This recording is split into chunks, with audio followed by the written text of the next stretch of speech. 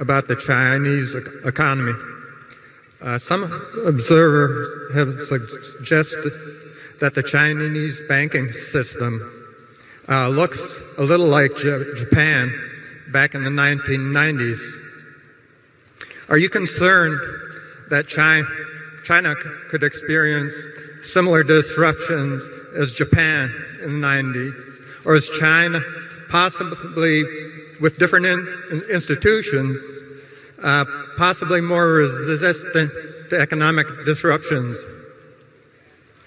I would have to say I don't know the answer to that. I mean, it's a very interesting question. It's a very important question. But I didn't necessarily understand what was going to happen in Japan before it happened. And my insight into Chinese banks is about zero.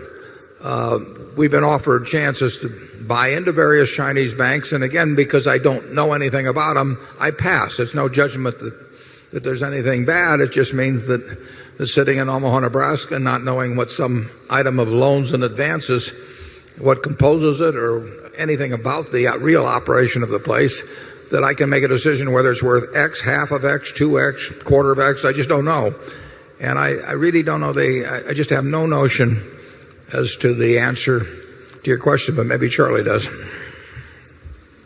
Well, if you stop to think about it, all of the remarkable economic progress that we've seen in China in the last 15 years has been accompanied by practices in their government banks that would make you shudder if you compared them to normal banking standards. So everything you see in terms of progress has occurred despite the banks were almost doling out money for aid as distinguished from doing normal banking. So I'd be very leery of predicting that that's sure to cause a huge economic collapse in Japan, in China. They've been doing it for a long time, and they may actually be getting better now. Yeah, we've had our share of banking troubles in this country. I mean, it wasn't that long ago in terms of the savings and loan crisis and all kinds of things. And strong economies come through those things. So,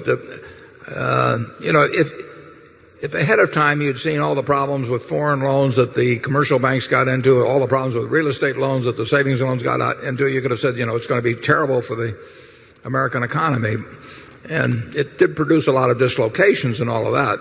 But if you look at the record of the American economy, it's come through all kinds of financial crises with the real output per capita rising at a very substantial rate just decade after decade.